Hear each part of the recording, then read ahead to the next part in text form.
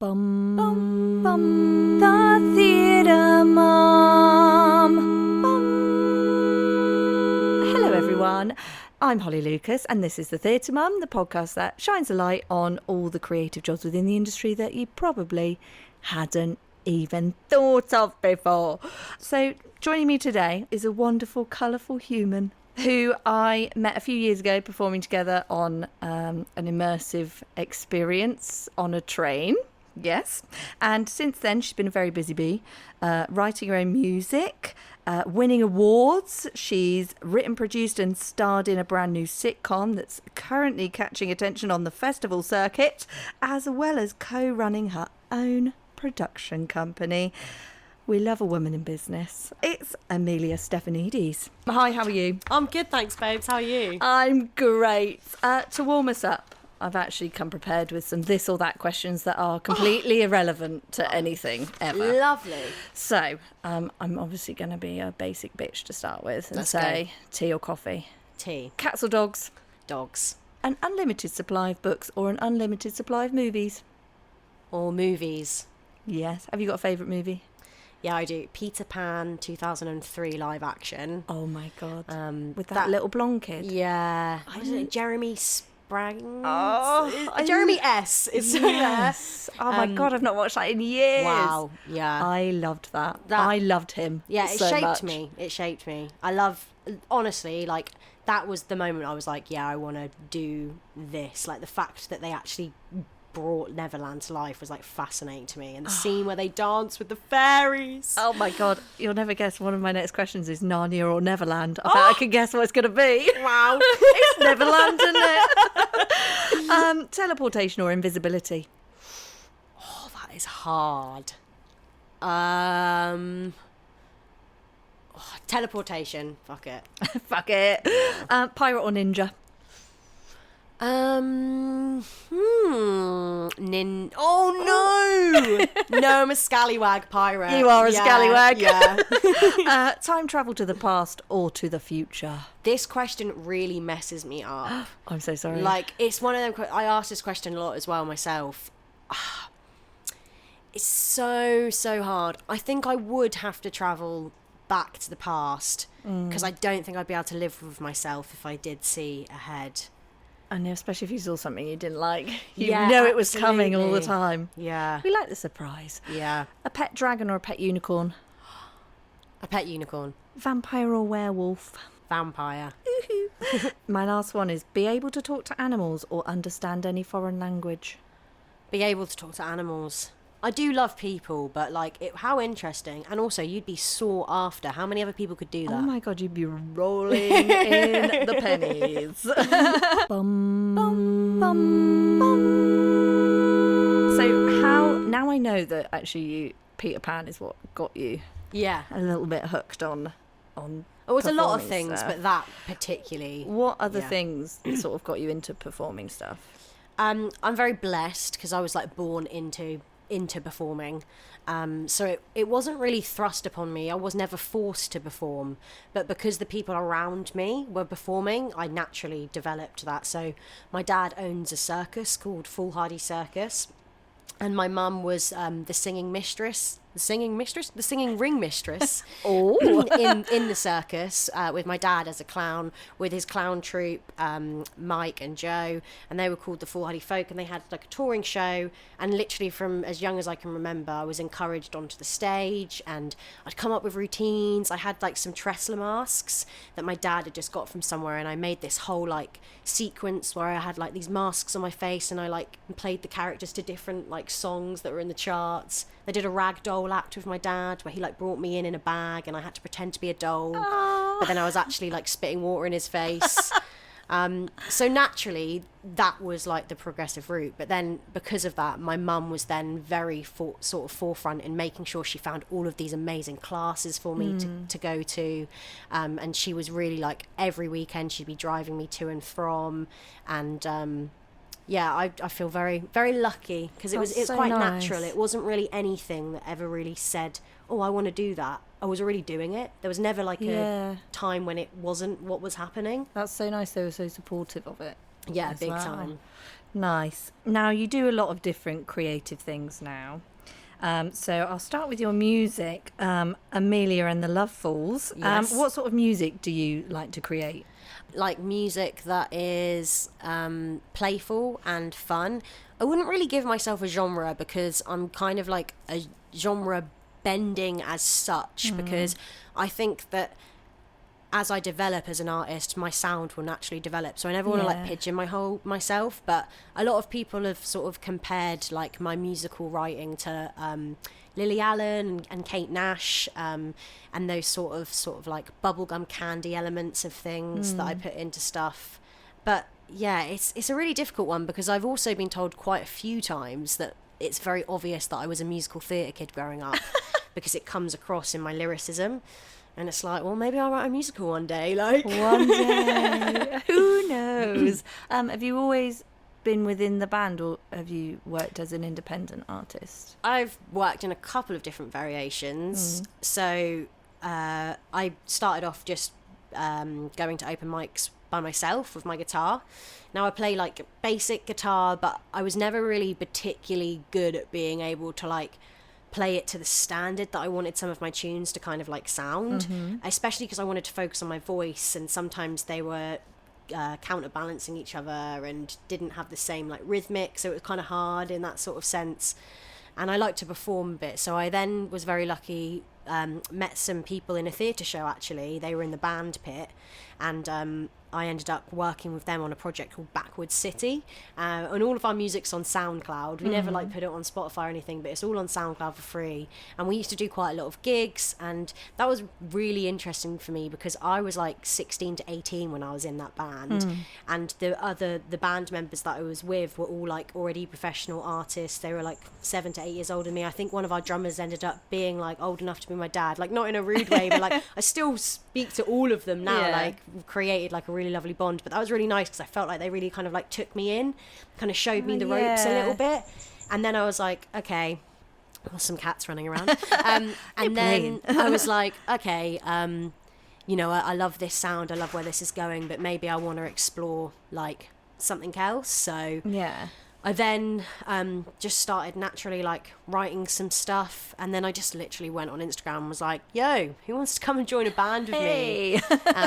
And then the LoveFools is not a set people or thing. It's like an interchangeable, you know, with one song the LoveFools might be one cohort of people, with another song it might be another, with a live band it might be another. Like the LoveFools are whoever's like with me or whoever wants to like join me, and I really appreciate that I let everyone kind of have musical input into things even when they're playing songs that have already been made. Oh, interesting. So you don't create your music by yourself all the time, or not do you all the collaborate with other members? Collaborate with other members.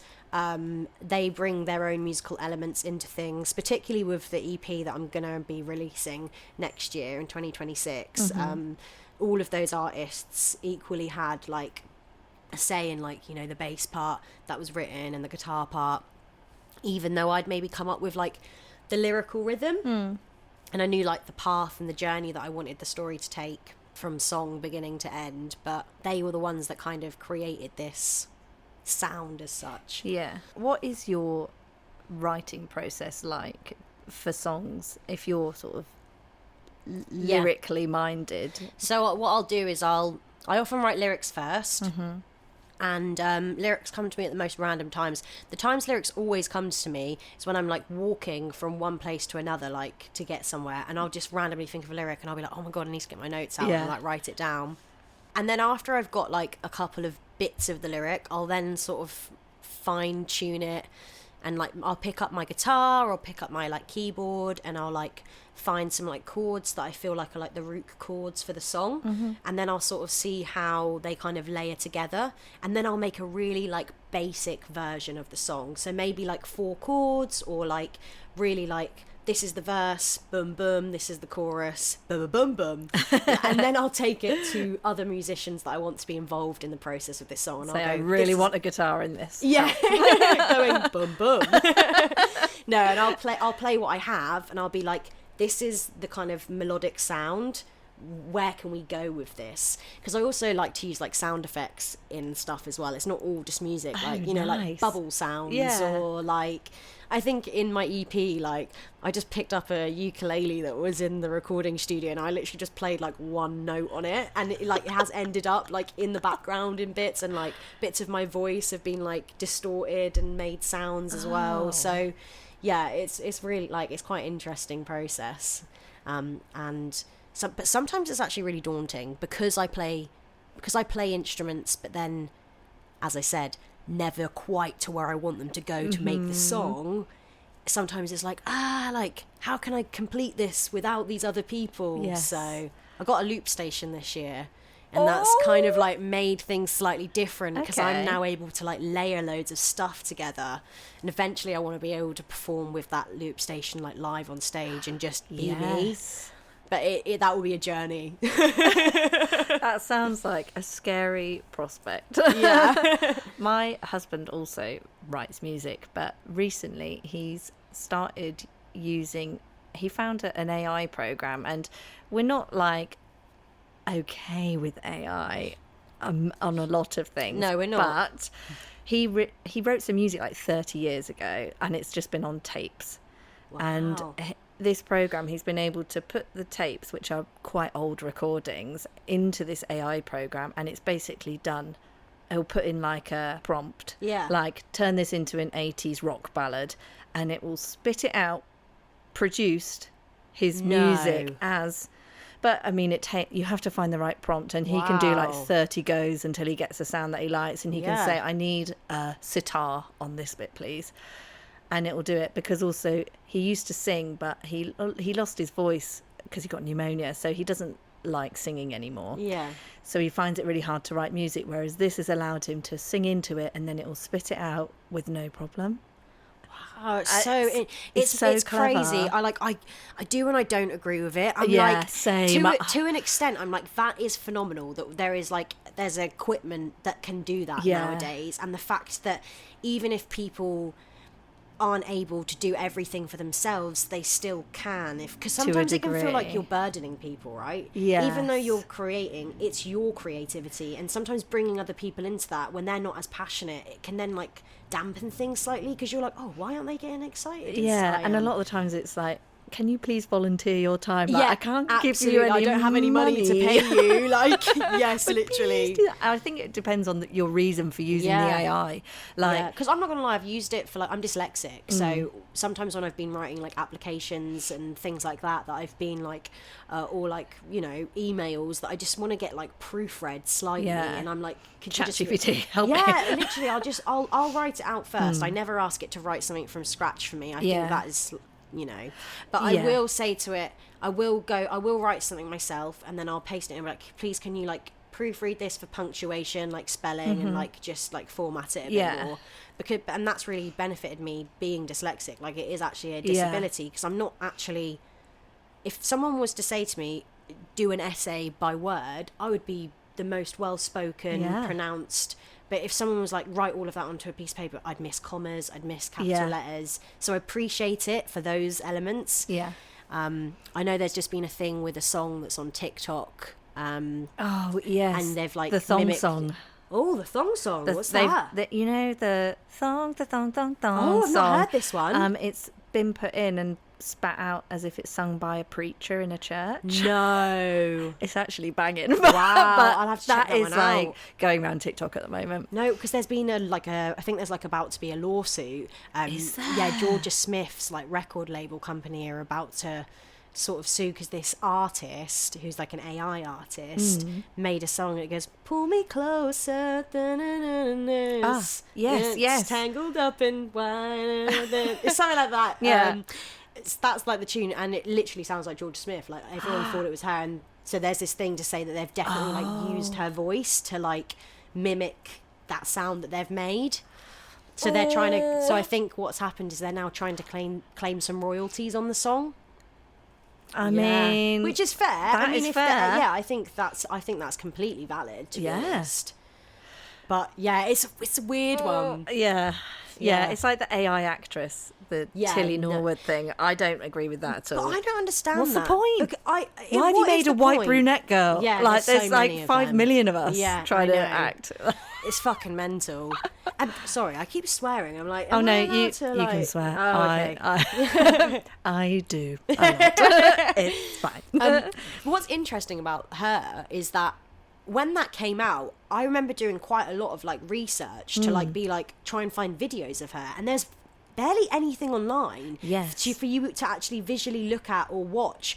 And that, so I was like, is this actually legit happening, or is this like a rumor that's been spiraled well too far? Well, there was a video I saw on Instagram the other week where a director had hired her, and so he said it was basically you kind of downloaded her, and then he asked her to do an audition, and she did it, and it was just someone like reading things how they're meant to be read. It wasn't with any emotional acting, like when you have a human.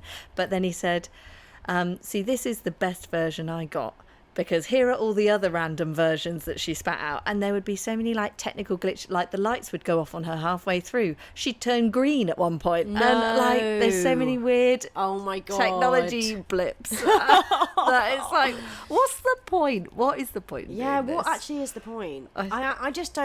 I just don't fully understand. I just don't fully understand it. But then also I'm slightly hypocritical because, as I say, I do use it sometimes for the proofing with the text. But I don't think I'd ever get it to do anything creatively for me. That feels like cheating in some sense. We have played funny games before where we've been like, write us a musical song about poo, and like it's like spat out like the funniest thing ever. Like, and we've like taken the piss a bit. But again, I think it depends on your reason. Like if you're just doing it for a laugh, then great. Like Jamie, like the music is stuff he's written. I was going to say that's interesting because it was on the tapes. So and it would have cost him a lot of money or a lot of time training himself on how to pull that out and create what he wanted to. And he's managed to do it in like an hour. I think that's that reason. I back that because I actually think that that's something that he did create, that he's been able to actually bring to life again. And it wasn't done to like, I'm gonna sell this and make loads of money and get loads of followers. Like it's just so he's got digital. Precisely, because those tapes at some point will degrade. Absolutely. I mean, they are old and crackly. So you released some new music earlier this year, didn't you? I did, Called Your Fake. How's that gone? What's that song about? That's been really nice, actually. I'll tell you two flip sides of a coin here. So I released another song called Lazy Sunday, and I did a like campaign with it through like a company where they basically like help you to reach a larger audience on Spotify. It was a Spotify campaign, and they basically would distribute my song to lots of playlists and things to like help me get like seen and heard. And I spent like a fair bit of money on this that I'd saved up from doing gigs and things like that. And although the song and the numbers are absolutely amazing, and it's incredible that I'd got even anywhere near to like 50,000 streams on a song, like, wow, but they didn't really then turn into followers across other platforms or haven't really returned. The money hasn't like returned to me in any sort of sense, even though it was a fantastic thing to do. And I know for other bands it's worked slightly different, but it's very hit or miss. And that was great. And then when I released Your Fake this year, I just did it organically. And I was like, I'm not going to put any paid like sponsor behind this. I'm not even going to do any sponsored ads on like Meta or anything. I'm just going to upload it. I'm going to upload 2 or 3 videos, sort of the music video that we'd made. And that's it. I'm not going to do much more because, not going to lie, I haven't got much time. I work. At that time, I was working full time. I am still full time, but slightly reduced hours. But I was working and doing all the other things with Soup and making a sitcom.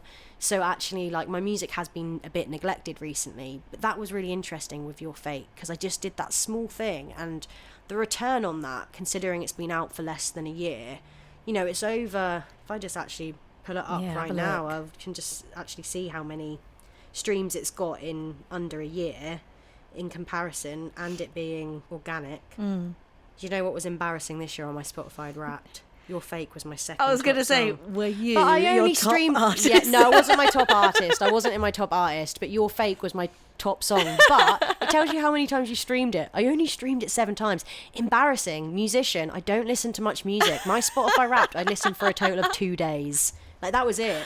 Yeah, That surprises it's really me. surprising. So yeah, Your Fake is on like 2,190 streams Wow. organically. I've not done anything with that. And as I say, like, You're only 7 of those as well. yeah, I'm only 7 of them. That's over pretty 2,000 impressive. people who you Yeah. don't know listen to it. I know. So, and that shows you the two flips of the coin, you know. Yeah. I'd saved up this money to do this amazing thing, and the return when it was happening felt incredible. Like, to see those numbers going up every day, like big. I was like, wow, like, Yeah, oh that my is God, this cool. could be it. And then suddenly, like, nothing, and no return on Yeah. the follows, and it was like, but then with Your Fake, I mean, it's about Norwich as well, and that's the thing. I'm very about putting Norwich on the map. Like, I love this place. This has been my home for life. It's so arty here. I love it here. It's brilliant. And that is why, like, with Your Fake, even though I'm like slating people saying like, You're Fake, you can't even skate, like, I'm also slating myself. Like, there was a time when I was a teenager and I was walking around with like a skateboard in my Vans rucksack that I could literally barely even ollie on. Like, all I could do was like just ride up and down the road. But I just thought I was such like a scene kid. Like, look at me and my I'm so skateboard. cool. Look at So I'm me. kind of I'm kind of ripping myself as well, you know. Yeah. It's so funny. Moving away from your music, I really want to talk about Soup Yeah. for the benefit of people listening, not like vegetable soup.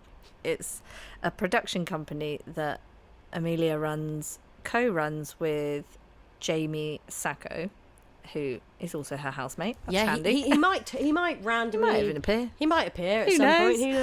Who knows? So tell us what Soup does. Apart from So, warm your wow. insides. Oh yes, it definitely warms your insides.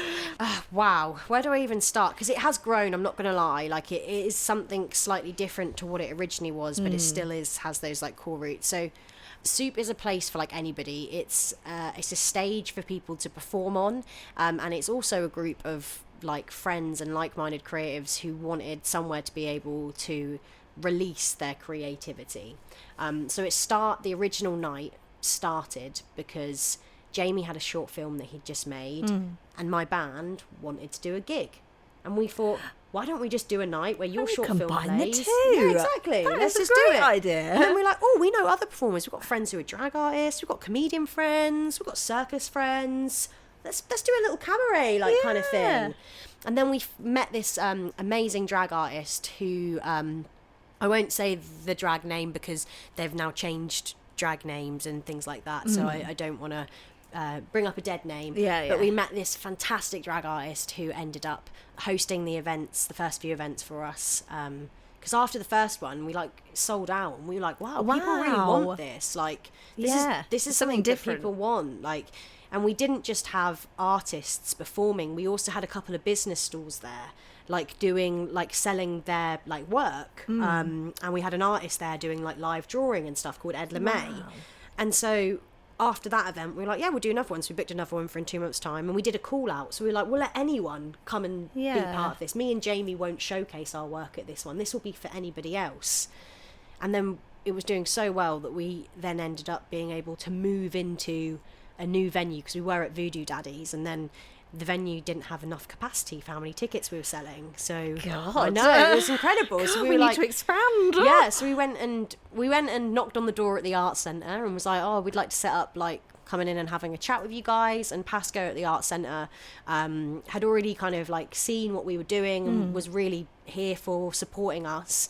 And he not only let us start doing 50-50 box office split nights with him, which is amazing because it meant that we were returning to the venue, because the venue is a great place for community and always supports new things. So the fact that we are giving some money back to the Arts Centre is amazing. And then that other 50% being able to pay our performers and pay like everyone involved. So what we do is we split all of the sales equally between every performer. That's nice. So it was a really, really nice thing, because we knew that we were supporting a venue that we loved and also being able to support ourselves and the artists involved. And not only did he do that, but he also offered us to become resident artists at the Art Centre, which is a title that we are very honoured to hold. And it basically means that, you know, they're there to support us and help us when we need the guidance. And there's some other incredible artists. Go to their website and check out all the resident artists on there, because there's some people doing some fantastic things. And yeah, we now, you know, always will rave about the Art Centre and what they do for the community and for people. So, and with that, we had another project we were doing. This is where I mean, but Soup's slightly changed. Yeah. So, like, Soup is like a combination of everything creative in a pot mixed together, hence why it's Soup. That was a really long-winded answer to like what you're saying. That totally explains the name, though. Because now it's become the sitcom. Well, it's not just become the sitcom, but it's what we're producing the sitcom The Bowl under. And because of that, we've done less live events recently, because we've been focusing our energy on the production elements of things.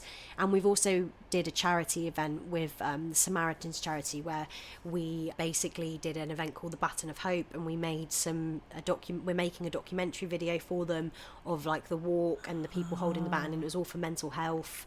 So we've been focusing a little bit on like our media side, because we're all like creatives that don't just do live things but also like to digitally record things as well. So it is both a digital hub and also like an events hub, but more so it has been digital in recent times.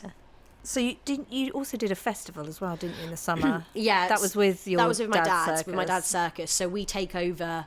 We've done the festivals now for 3 years. We take over the tent on Sundays. And not last year, but the year before, we actually took over the tent every evening. But we noticed that, like, it just didn't work as such. Yeah. And that's the thing about creating, is, like, you adapt and you change. So the Sunday takeovers are what we kind of do. And it's really amazing, because we get to bring the performers to the festivals. And I get to bring my Soup family to the festivals. Because, like, I grew up going to all of these festivals and, like, you know, being a little like feral child, and it's really beautiful to be able to bring like my chosen family to something that means so much to me and my family. So that's really nice.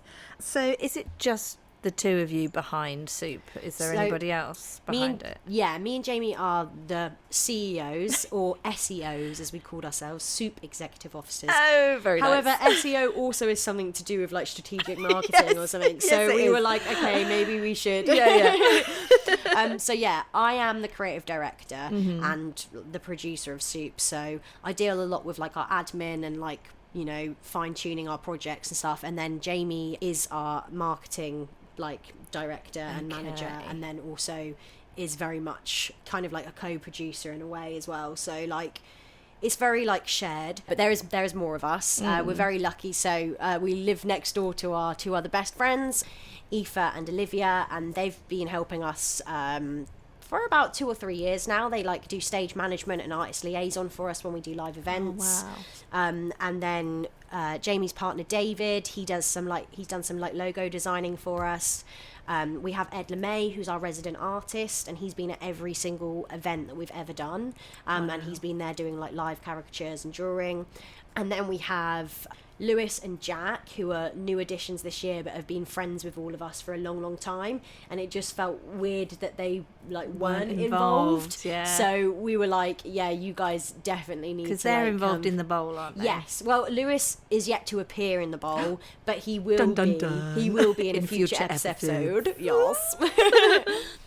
So that's really really nice. And that's the same thing with Jack. Jack is also in the bowl. So it's just like, we need to like include all of you guys. And with that, we have just been making a mini like TikTok series called Conspiracy, which is yet to be like sent out, but it's gonna be like, it's so funny, and it's very homemade, all filmed on camera, like on our phone cameras and stuff. And it's about like cones and how important they are to society. Of course they are. Yeah, so very, very I don't know how they became part of our marketing. The girls had these cone costumes and they've just fallen in. Like, it's really funny, we're called Soup, but our marketing's very like construction worker. So like we've got builders and cones and like that's what I mean. It's just weird. Somehow we've ended up there. But do you find it easy collaborating with that many people? Are they really easy to get on with? Really easy to get on with. And as I said, we are collaborating with them, but it is mine and Jamie's thoughts, ideas that we bring to the table, and then they help us execute. But we do also take inspiration and ideas from them. Like, it very much is a collaborative process in the sense of we all go to them and say, we're going to do this, and then we welcome thoughts, suggestions, ideas.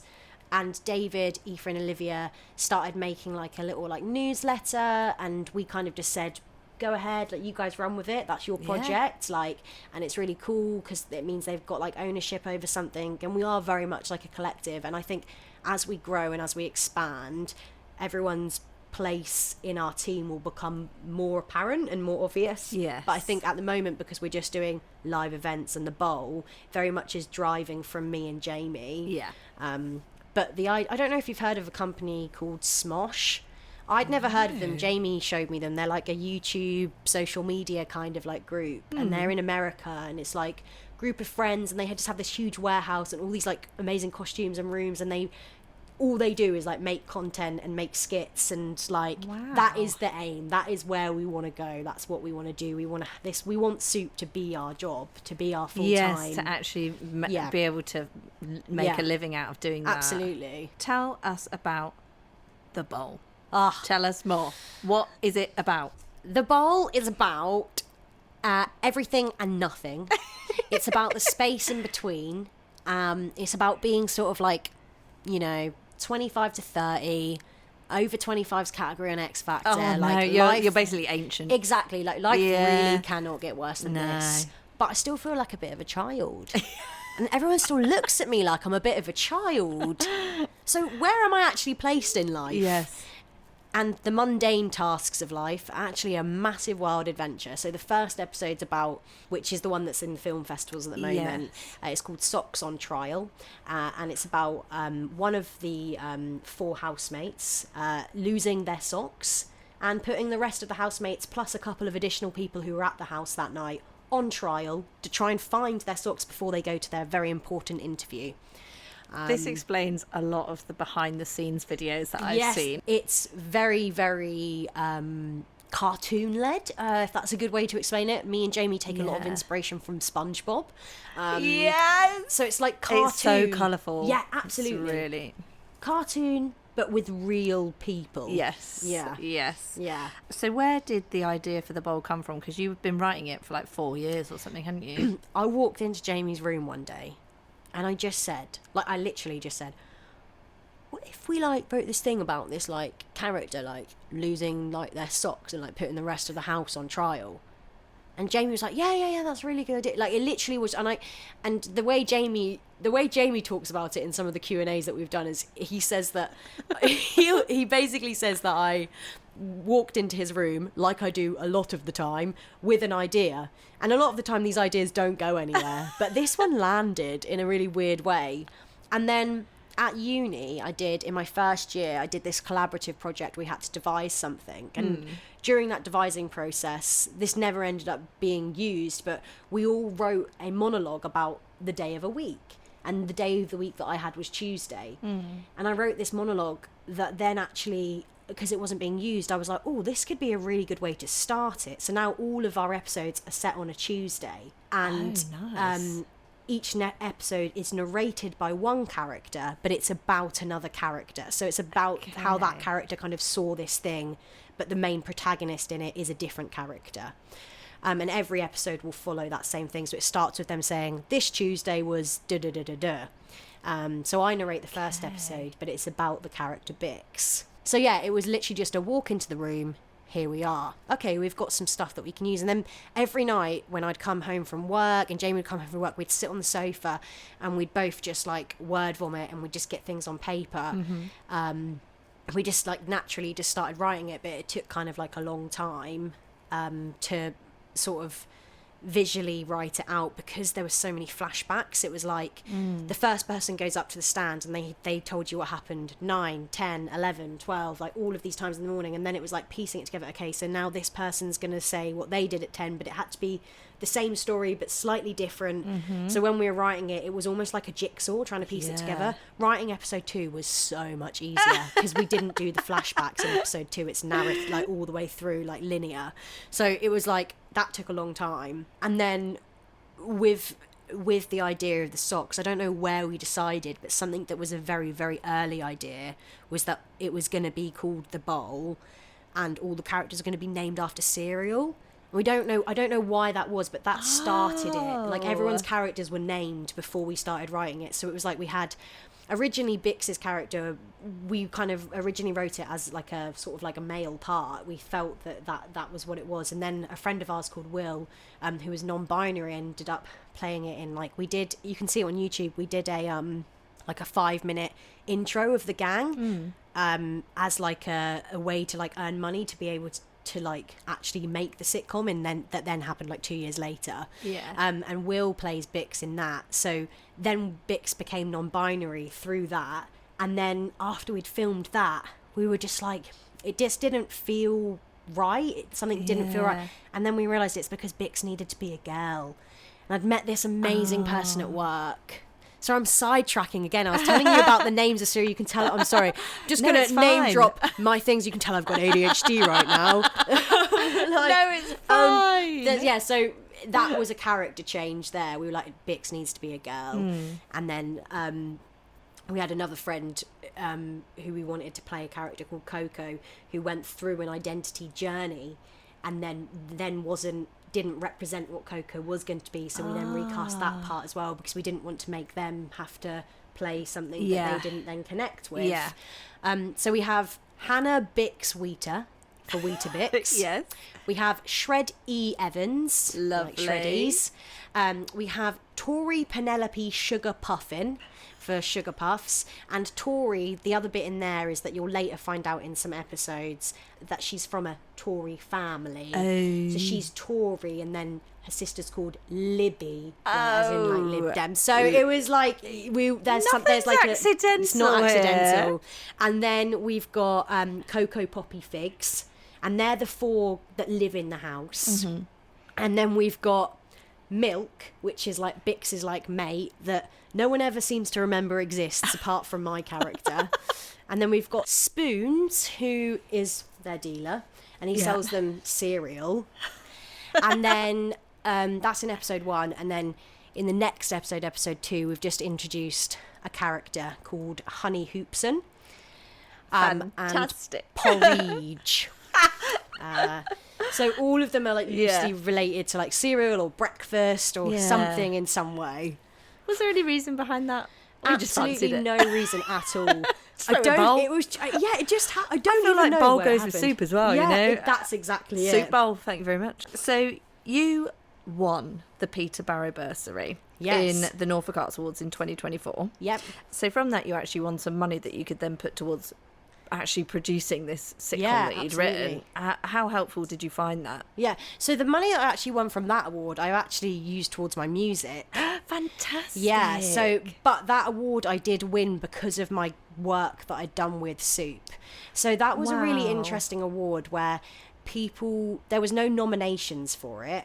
There was lots of people that were nominated for other awards, like business awards and things like that. And then there was a column at the bottom that was like, each year we give £500 with the Peter Barrow Bursary Award, and you wrote someone's name, and then you wrote why you thought they deserved that award. So I saw it and I thought, do you know what? I'm just going to put the feelers out to like friends. I think I even put it in the group chat from the show that we were in. I think you did. Yeah, and I was just like, do you know what? I'm just going to put the feelers out because I could really benefit from this, and I've done a lot for like Norfolk. I definitely remember putting your name down. Yeah, so people then, voted for me, and that's how I kind of like won that, which was amazing. So I used that for my music.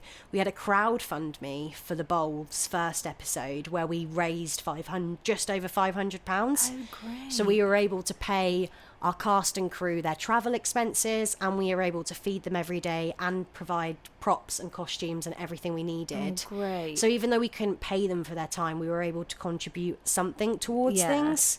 And then for the second episode, the way that we secured £500 for that was because the Norwich Arts Centre, with us being resident artists, they actually gifted us the £500 after seeing the success of the screening. The pilot, yeah. So we felt extremely honoured that they, trusted us to spend that money like appropriately, and it's a really nice feeling when you first get people to support you like that. and we did spend a little bit more than £500 on stuff, as you do, but yeah, you would, I think. We actually couldn't have produced it to the level that we have without. It's only a small amount of money as well. Yeah. Like, imagine what we could do even more. Like, oh my God, yes, yes. But Yeah. that little bit of investment has just yeah, meant you've been able to actually make something that you've been talking Literally. about for 4 years. literally. Something about socks, you know? Something about socks. Well, the next episode's about a character going speed dating. And I'm not going to ruin it, Fantastic. but you then, yeah, she goes speed dating, and yeah. Does it go well? When we were filming episode 2 and we were like watching the scenes back, because Connor, who does our cinematography, after we'd finished, like, we'd upload a thing, and then all of us would be sat around like watching the clips, and like we'd like kind of slice them together to like create the kind of scene. And we noticed that there was loads of like color choices that we hadn't deliberately done that made like so much sense, because each of the characters has a different color attached to them. And in this particular episode, which follows Coco in episode 2, she's wearing orange, and there's a counterpart, Shred, who's like her really, really good friend, which is played by Jack, and he's in blue. And there's this scene where she's crying, but she's in a completely blue room, and it's like she's being held by him. And we were like, wow, like we didn't even mean to do that, but the colours and the combinations. And then there's another scene where they're like together, and they've swapped colours. She's in blue, he's in orange. And again, it makes sense with what's going on in the scene. And it's like, none of these things were Did you actually... do it on No, we purpose, didn't do though? any of it on purpose. And when we were all sat there watching it back and kept going, and that, and we then, by the time we'd got like 10 things that we'd accidentally happened that just made complete Look sense how to clever things. we are, I know, guys. and we were like, how are we going to say that this was all deliberate? Like, when, you know, I said, when we Yes. have interviews, I've just told you that it wasn't. Think of the meaning behind I all know, of these. we were like, oh my God. And it just shows that, like, the universe is, like, supporting us in this project. Yeah. Like, it does feel like something I is, feel like pushing it is. Something's going on, because you just showcased it, didn't you?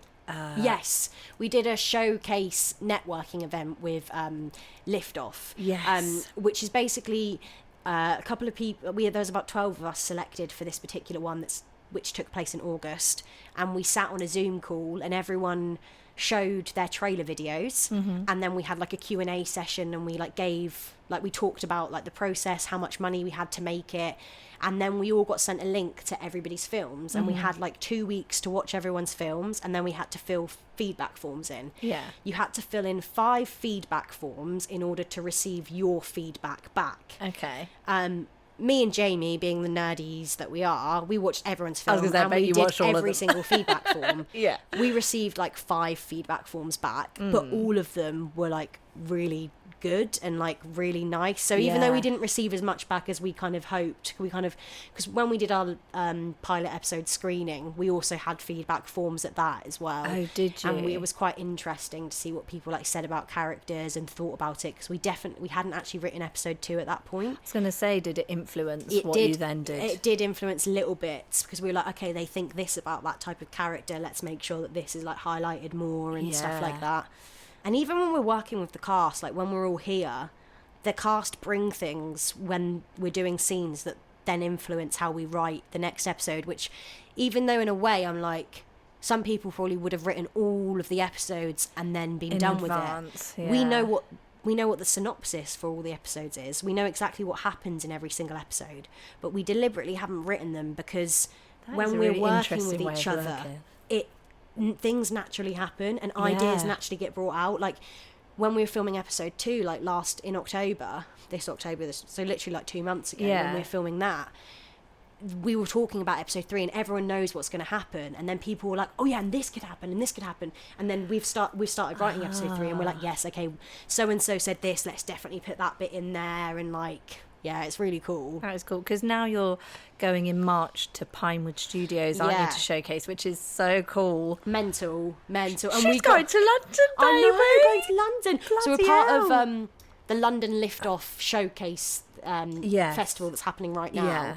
So you have to pay like £13, and you get access to like over 100 like independent indie films, and then there's an audience thing where audience members can like vote for things, and then the judges also vote for things as well. and then there'll be some winners for some awards. So we might end up going to Pinewood before March if we end up winning anything from this as well. But the thing in March will be the people that we did the August network session with. They're also all invited to that, and we'll meet each other in person and stuff. But yeah, I'm excited, intrigued. We only get 3 tickets. So me and Jamie were obviously like, okay, we're going. Yeah. And then we were like, how do we pick can't one pick other one person? of the cast members. I know. And then we were like, we could take Connor, the cinematographer, because that makes sense. Because like, you know, but then we also have Jack. the editing style of it as well is very niche. Yes. Quirky. Yes, Jamie edits it. So yes. Yeah. Him and Connor actually, episode 1, him and Connor were back and forth. So Jamie had to go to Milton Keynes every time to edit on Connor's like PC, because he was using a different program to what Jamie has here, and also he had all the files and footage from filming it. So Jamie went to Milton Keynes like back and forth for like a whole year. And also when we filmed episode 1, he went to America straight after. Jamie went to America straight after for 2 months, so we had to like halt being able to edit it.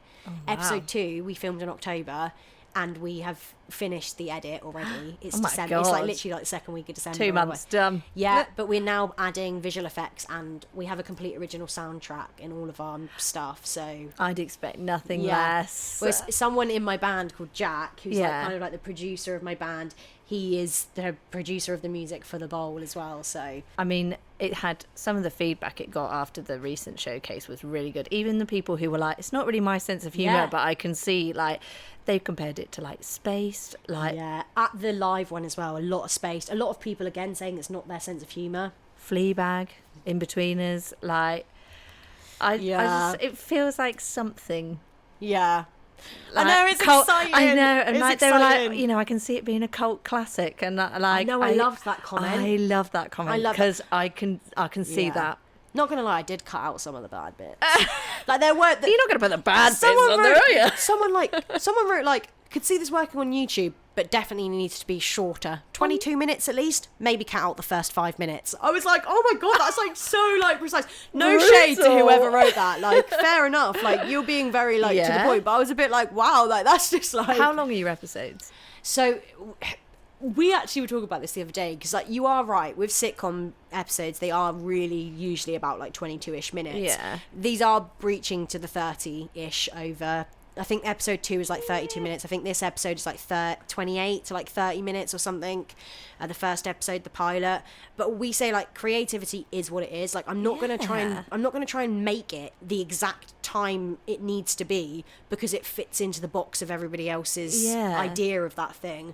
If it needs to be as long as it is, it needs to be as long. Like, look at the fucking Stranger Things episodes. I mean, come. Why are they all like, movie length? I know. And then some of them are like literally like under, like, you know, in the previous series, like they're like 45 minutes. So it's like we don't have to stick to any. Yeah, whereas a lot of people who have been like taught, they're like a sitcom is 22 minutes. Yes. So the feedback is often like, well, that doesn't follow a sitcom progression. And also, if the only thing you can pick up on is how long the episode is, that means the content of the episode obviously wasn't a problem. Exactly. So, yeah, that's actually, very true. It's good. It's just long. Really? So I've seen quite a few teasers on your Instagram for the bowl. Is it because it's in the festival sort of circuit at the moment? Is there anywhere that people can watch it at the moment, or are you still kind of keeping that pilot episode? The festival we're part of is on until the 28th of December 2025. Yeah. So, and also like I appreciate like it costs money to like, you know, watch it in that sort of sense. Yeah. So probably not anytime soon. However, we are going to do another screening of it with episode 1 and episode 2 at the same time. Nice. So it will be like a back-to-back, so you get to watch both, and we'll have a Q&A as well. And then we're probably going to wait till we filmed all 6 episodes, so that if we do chuck it out I think somewhere, that's a great idea. We can go bang, bang, bang, bang. We've already got these 6 lined up, but guys. we do also want to pitch it. Like, yes, I think you should, because it's very like Channel 4, BBC 3. Yeah. And there's nothing Netflix, really filling those gaps like, at the moment either. Like, there's nothing like In-Betweeners. There's nothing like Space. There's nothing like, no, I agree. You know, Derry Girls. Yeah. And, like, you know, we draw from... There's an amazing scene in Derry Girls, which we've been watching over and over and over again recently, because we're drawing a bit of inspiration from it for episode 3. So all of these fantastic, like, funny, like... everything's so serious at the moment. Oh God, yeah. It's so serious. I feel like Just need something light-hearted, Yeah, for the love of innit? God. yeah, with like absolutely no like Don't get me wrong, I love the horrors, but yeah. And also I love the political messages, not just in like film Yeah. and stuff, but also in like live production. Like I do love it, but it is also it does feel like everyone's being a bit too serious about Yes. everything all the time. I quite often go back and watch the In-Betweeners Yeah. because it's just light-hearted, it's just silly. It's just funny. Yeah. And actually it's quite nice that you're just kind of doing premiere screenings in Norwich, because it's literally like... It's based in Norwich. It's based in Norwich. People in Norwich to see it first. That's the other hilarious thing, which I will tell people, is that if you love Hannah Montana and things, we draw from like those. Everything's really drawn from like our childhood, like what we watched as kids. But it is an adult sitcom. Like it is definitely like a 14 kind of plus. Like because there are suggestions of like smoking and swearing and stuff in it. Oh my God, like, swearing! But we have the Hannah Montana transition. So you know when it like zooms out of like the area and it goes oh oh, and it has like the song. Yes. But they're like, you know, fast zooms out of like Norwich city centre and like stuff like that. And I don't know how Jamie did it, but he found some like incredible like footage of like, or like was like free of like a drone going all the way around Norwich and stuff like this. And it's just like, it just makes it so much, because Norwich, again, putting Norwich on the map. Like we've just been voted like the happiest city to live in. Like What an accolade to have. I know. That's nice. Whereas I think where I live is now been voted probably the most expensive place to live. Hey ho. How do you find being on both sides of the camera? Do you have a preference, like acting and stuff, or actually directing or producing or writing? Oh, that's really, really hard question, because I absolutely love performing. Like with all of my heart, I love performing. But I do notice that when I'm performing or I've been booked for jobs where I've just been booked as an actor, that I'm always itching to like suggest something or like get behind something. And it's like this really, because I know it's not my place to do things, it's not my project. And sometimes I can't keep my mouth shut, and then I think I rub people off in the wrong way. And so I find that quite difficult, which is why in this I fucking love it, because I'm on both ends. Like I get to act and I get to perform, but then but we did notice that actually like my character in the bowl, we're starting to sort of like explore her a little bit more, because she was kind of like a guider of story, and we found that in episode 1 and in episode 2 you don't really, you get to know her a little bit, but you see a lot more of the other characters. And I think that's because when we write, I don't naturally go, oh, my character's I'm going to put myself in that scene. Yeah, absolutely. I am in a lot of scenes, but I just often say the lines that are just moving the story along, rather the than focus isn't on you. Absolutely. So we're starting to explore that a bit more, because that's the one. But again, I think it's because I try and also I can't be there when Jamie's editing, because I am very particular about the shots of me and things like, do you know what I mean? And I can't, like there's one scene in the pilot episode which I really don't like of myself, but other people have watched it and been like, that was so natural, and I'm like, oh my God, I hate that scene. Like I hate it. Like I kind of at one point I said, let's cut that bit, like and that's why I can't be there for that bit. You always have to like put that, like cut it off and just view yourself that's an actor. Absolutely. When you're, that must be so hard. Yeah, it's really hard. Are you quite self-conscious?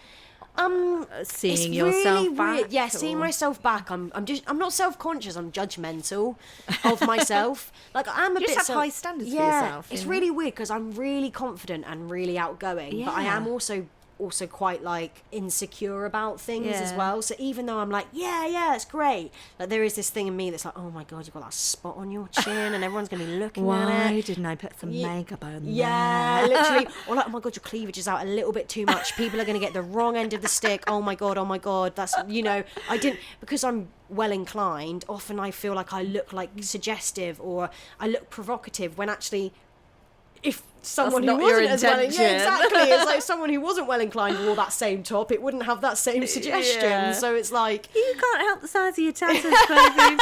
You can't help that. You've been blessed. What can I say? So what is the plan for the bowl from here? So you've just finished episode 2. Yep. Pilot's going off into festival land. Yep. Will episode 2 go off into festivals as well, or potentially? We're not sure. We might hold it back. I feel like if you've got the pilot going festival route, like that's your setup for the whole series. It is. However, I don't know if we're just being biased because we just filmed it. Episode 2 is really good. Like we do think that we upped, like it's still in the same universe. It hasn't upped so much that it feels like it's a completely different thing. It's on the same par in terms of, but we do just feel like everyone just, and this, like, as I said about the colours and all these things just like making sense. Like, and I think as well with episode 2, because it follows a story along and a journey of a story rather than one story and you saw it from everybody's point of view multiple times. It's different to episode 1. Episode 1 is repetitive, but comedically repetitive because everyone's story is different. Episode 2, episode 1 was like introducing us, like, here they are, this is really wild, this is really wacky, this all is these the world characters they're in. Yeah, absolutely. Episode 2, you were starting to actually like, okay, this character is this person and they act like this and they have these feelings and they get upset about these things and they get hyped up by these things. Just the audience are starting to learn more and to like, they'll probably start to pick their favourite characters and stuff by this point. Could be interesting to go back if you put it into the festivals that you put the pilot into and go, actually, we've now filmed our 2nd episode.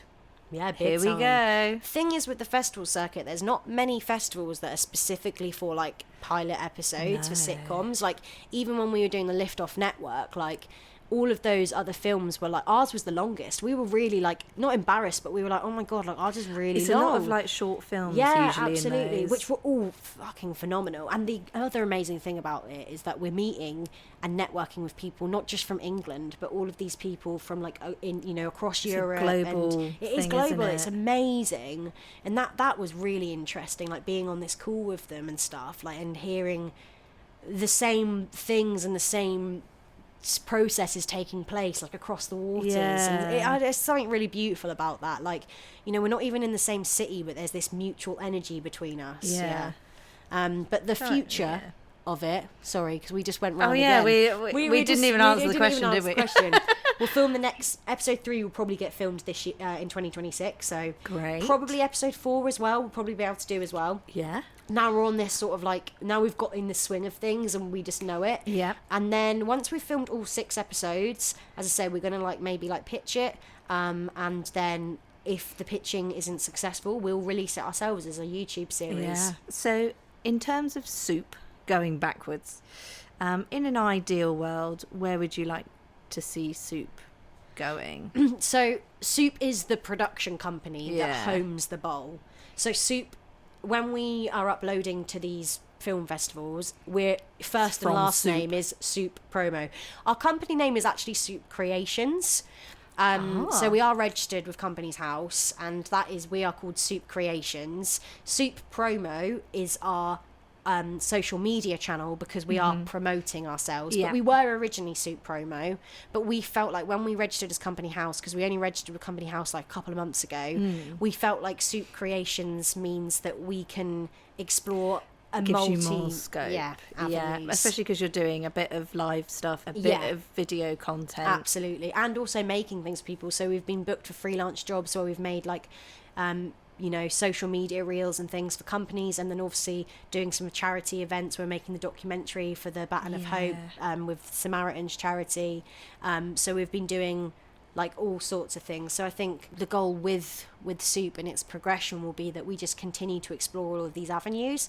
And people often think it's crazy, like, why don't you just like focus on one? And it's like, well, we focused just on the events and it was a huge success. Now we're focusing a little bit more on like the media side of things, and it's going well as well.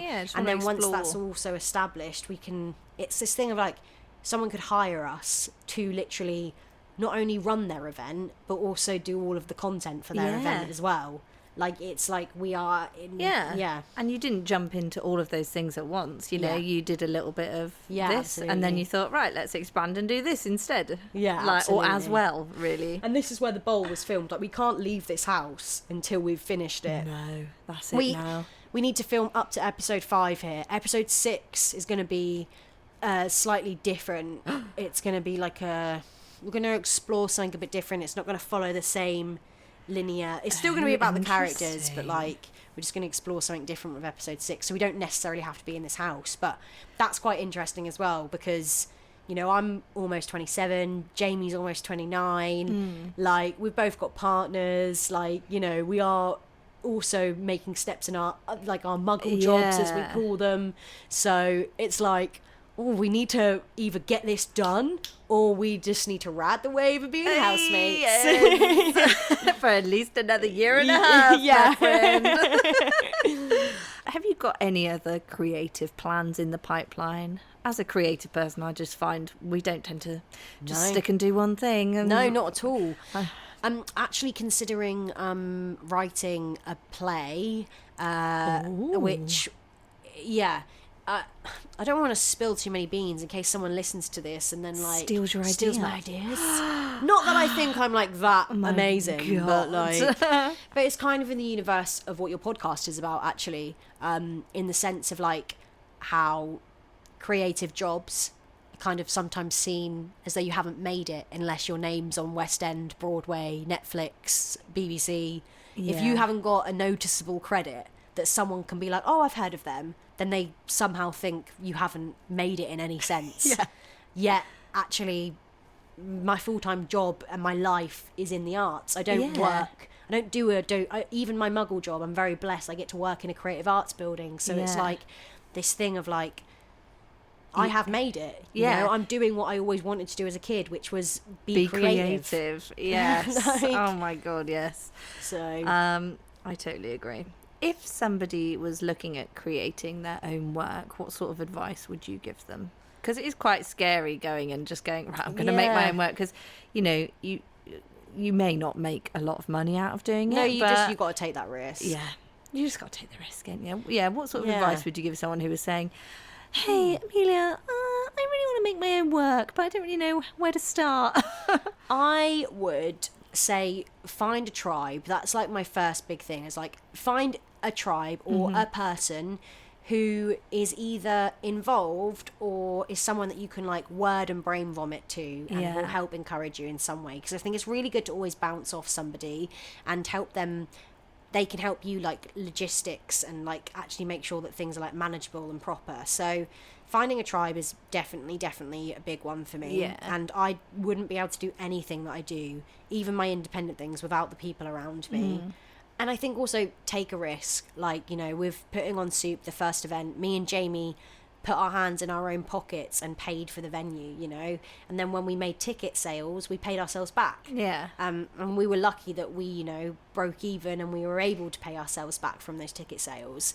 And that was a risk that we took, you know. And I think, again, you know, I was a bit lucky. I think my dad also contributed, like, to helping us along the way. My mum, very, very luckily, contributed towards helping us get, like, a camera and some equipment. And then, so, you know, and then we've had other family, friends. Like, I can't speak on behalf of Jamie, but I know some of Jamie's family and friends, like, donated when we were doing the fundraising events and stuff like that. And it's like, it's embarrassing at first to be like, we've got a crowdfund, please give us money.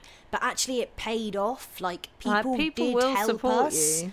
And it's like thinking that thing of like, it's not embarrassing to ask for help. It's not embarrassing. And also my big thing is like, if you want to make something and you want to do something, go to places that are doing that thing and make yourself known in those places.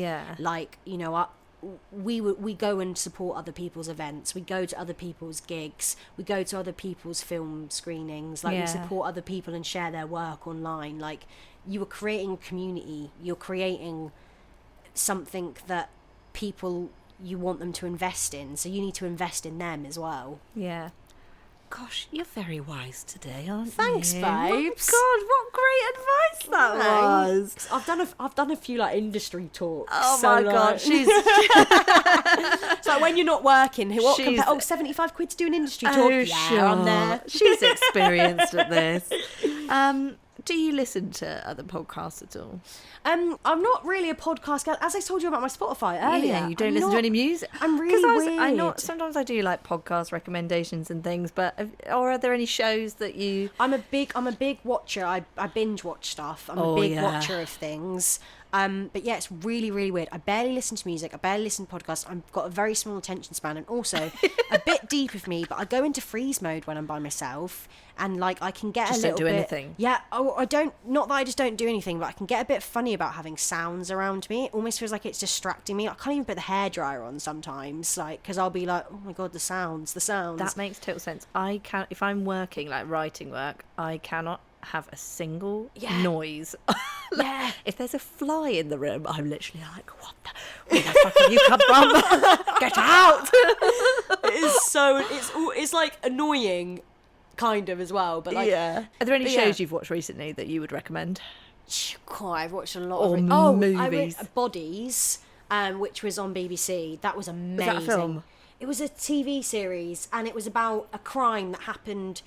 The exact same crime happened in 3 different time zones, and it was about them solving the crime at the same time, and it had like a time travel element to it. So good. Really, really enjoyed that. Love Stranger Things. And I would recommend going to see the stage show as well. Yes. That's Oh phenomenal. my God, yes. I mean, it's not a podcast, but I'd listen to Lily Allen's new album if, you want to... heard great things about her new It's album. basically like a diary entry of like her entire relationship with, what's his face, from David Harbour? Is that his name? Yeah. Yes. It's basic, and like, I'm not judging anyone, to be quite honest with you. I don't know how factual her writing is. I don't know his story. No one knows. But I do think that it's an incredible piece of work, and for her to have channeled her energy into that, I think was, and when I say listen, I mean like when I listened to that album, I not only listened to it, but I had the lyrics up and I was reading the lyrics as they were being spoken, so I could really take in and understand what she was saying. And it's like actually like, oh wow, like she's funny as well. She's clever with her wordplay.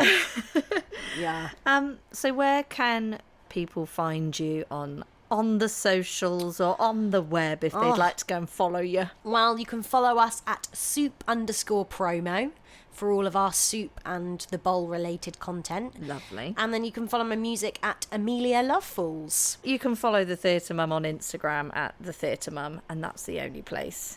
It is. She's doing it right now. Doing it right now. I didn't know Holly was on this little adventure. I know. Bum, bum, bum, bum.